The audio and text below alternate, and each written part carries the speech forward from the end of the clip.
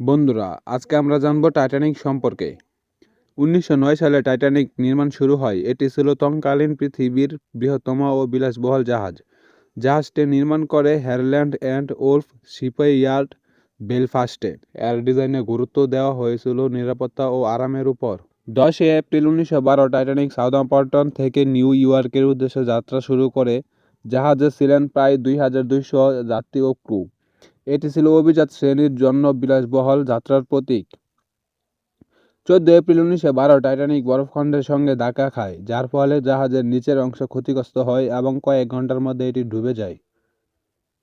মাত্র 700 জন বেঁচে যান, মূলত যারা লাইফবোটে উঠতে পেরেছিলেন। আরএমএস কার্পেথিয়া জাহাজ উদ্ধার করতে আসে এবং তাদের নিরাপদ স্থানে নিয়ে যায়। টাইটানিকের স্মৃতি আজও মানুষের মনকে ছুঁয়ে যায়। 1985 সালে এর ধ্বংসাবশেষ আবিষ্কার হয়। এটি ঐতিহাসিক চর্চার একটি গুরুত্বপূর্ণ অংশ।